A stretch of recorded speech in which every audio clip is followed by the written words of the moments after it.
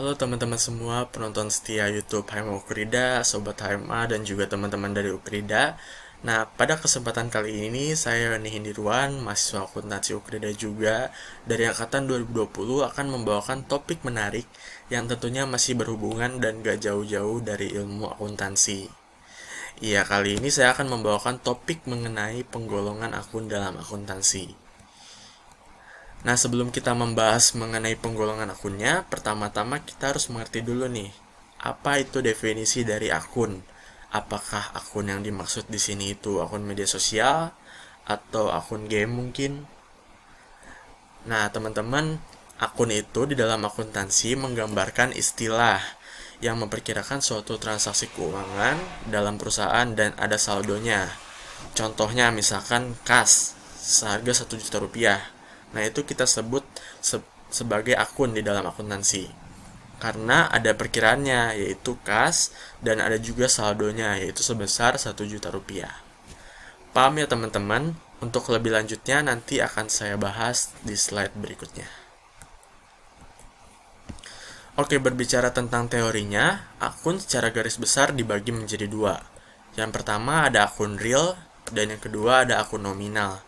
Akun real ini adalah akun-akun yang selalu berada dalam laporan posisi keuangan, sedangkan akun nominal itu bersifat sementara dan hanya ada pada laporan laba rugi. Nah, selanjutnya kita akan bahas dulu mengenai akun real. Nah, akun-akun yang termasuk dalam akun real itu sangat familiar, karena disebut-sebut sebagai persamaan dasar akuntansi. Ya, yang pertama itu ada aset, yang kedua ada liabilitas, dan yang ketiga ada ekuitas.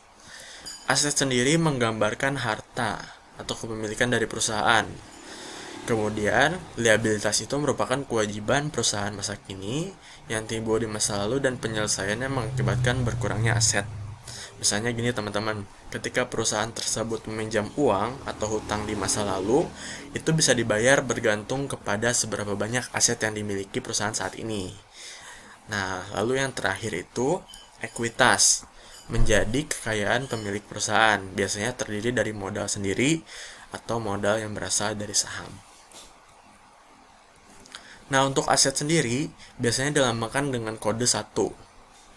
Untuk kategori aset pertama yaitu ada 1.1, yaitu aset lancar. Kemudian ada aset tidak lancar yang terdiri dari 1.2 aset tetap, 1.3 aset tidak berwujud, dan 1.4 investasi. Aset lancar terbagi lagi, ada kas yang merupakan alat pembayaran, kemudian surat berharga seperti cek dan giro, wesel tagih merupakan tagihan yang ditujukan kepada seseorang dan ada jatuh temponya.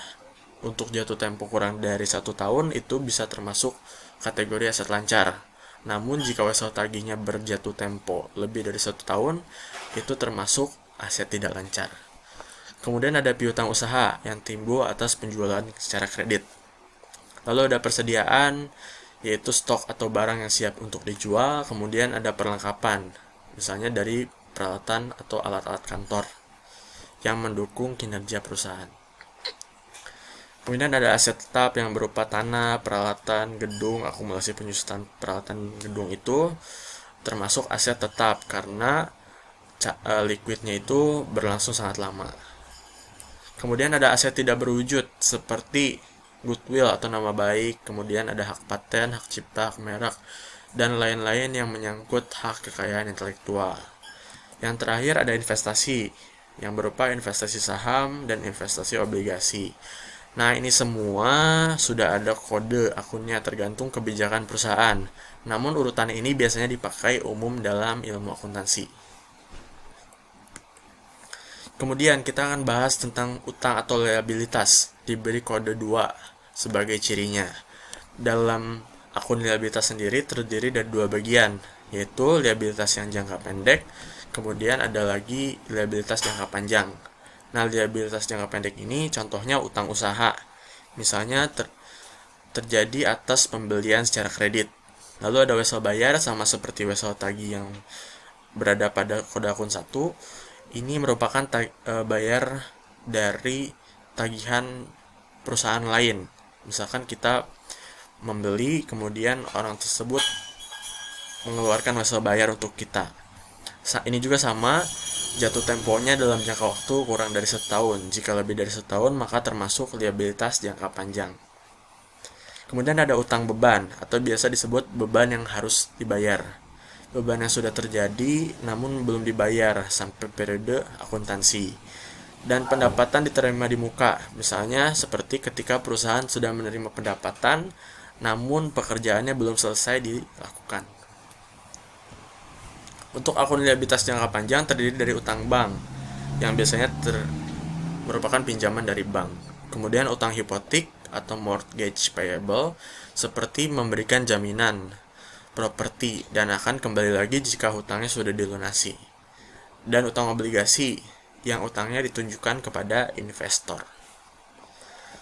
Untuk modal diberi kode akun 3. Modal terdiri dari modal pemilik yang ditanamkan dalam satu perusahaan, misalnya laba ditahan dan cadangan. Lalu ada modal saham yang modalnya berasal dari penjualan saham-saham yang dikeluarkan oleh perusahaan yang nantinya akan menjadi modal pokok perusahaan. Dan ada pref yang digunakan sebagai modal untuk keperluan pribadi pemilik perusahaan. Kemudian kita akan lanjut ke akun nominal. Nah, pada akun nominal terdapat akun-akun pendapatan dan beban yang sudah dinotis sebelumnya.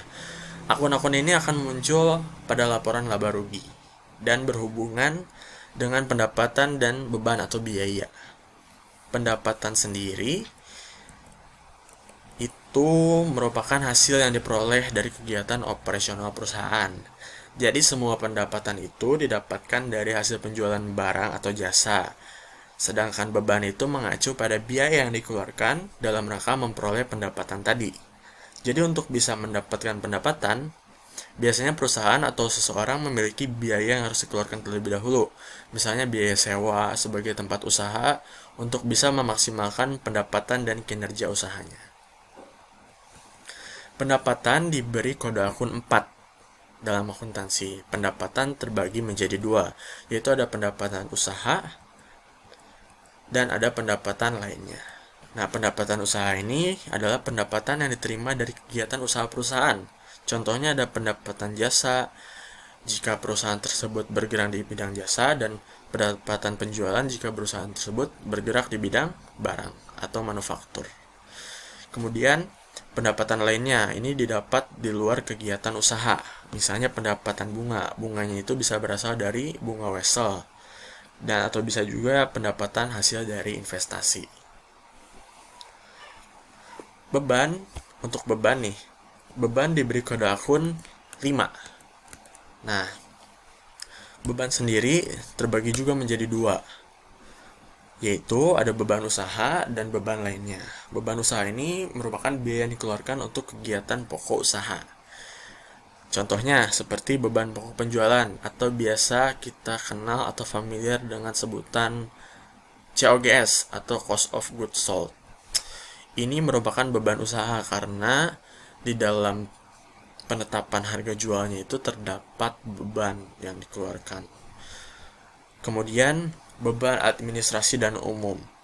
Beban administrasi dan umum ini juga masuk ke dalam beban usaha karena administrasi yang digunakan itu berkaitan dengan kegiatan operasional perusahaan.